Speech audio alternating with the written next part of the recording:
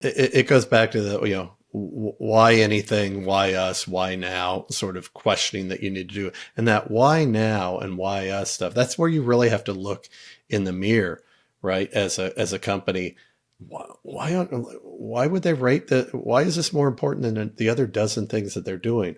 Why is there an external forcing function? Is there an internal need?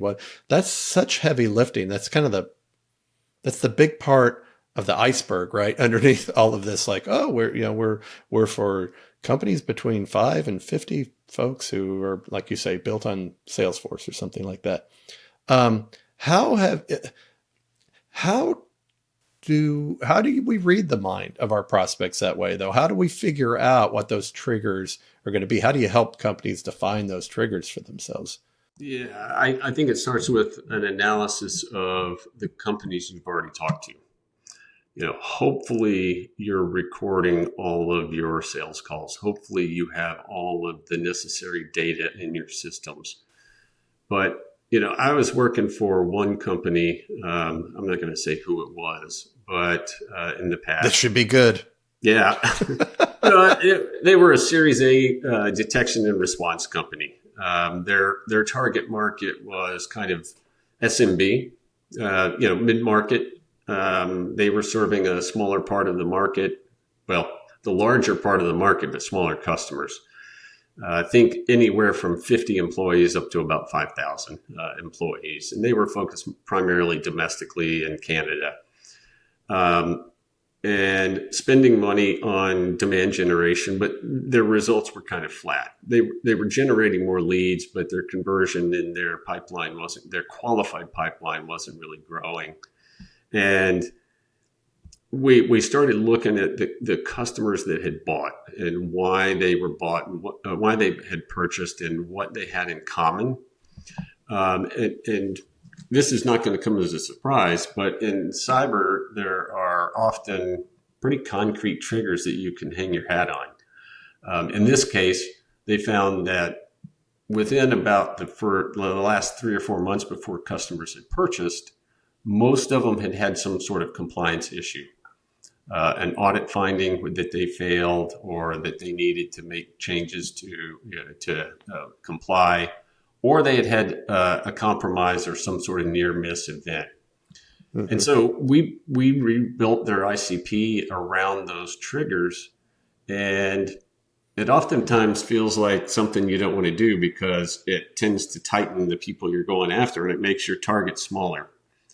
Um, which a lot of times you want to say, well, we can sell to everybody, which is tough for the marketing team because you can't target everybody very well.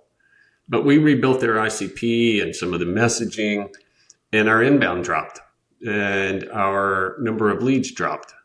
We're going after a smaller pool. Of course, that's going to happen, but the amount of qualified deals that we were able to produce actually went up, and our close rate went from about 8 to about 24% in about two Beautiful. quarters. Yeah. Yeah, it was great. But it was scary at first for the client, for myself. But that dip in volume on the leads and the MQLs, it I considered that to be a win, not the actual cost of doing this, because not only did we get the number of deals up in the qualified pipeline, but we saved the salespeople time talking to a bunch of people that weren't going to buy anyway. Right. Right. Right. And that's a big win. We talked about G2 and Gartner Peer Insights and the kind of the voice of the customer and all that.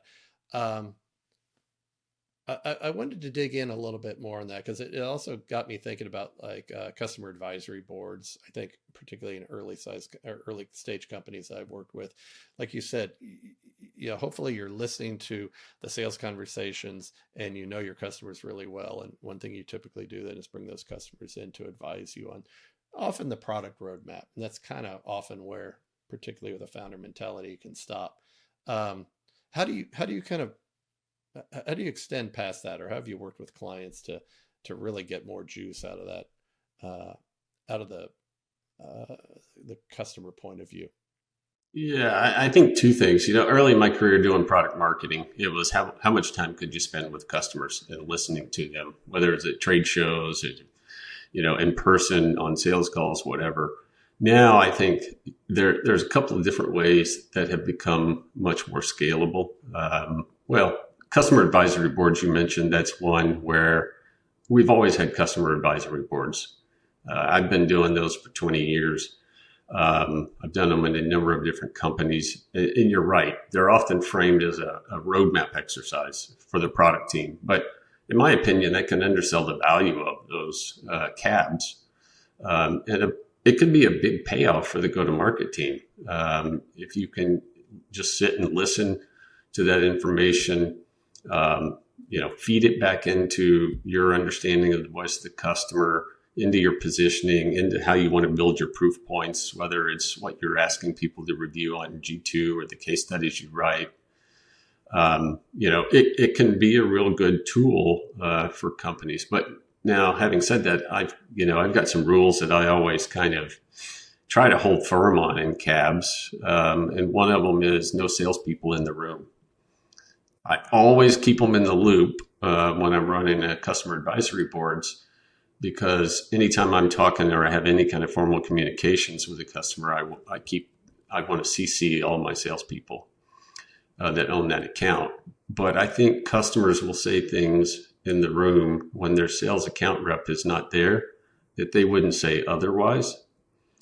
And I think you get a more reliable view of what they think when the sales reps aren't there.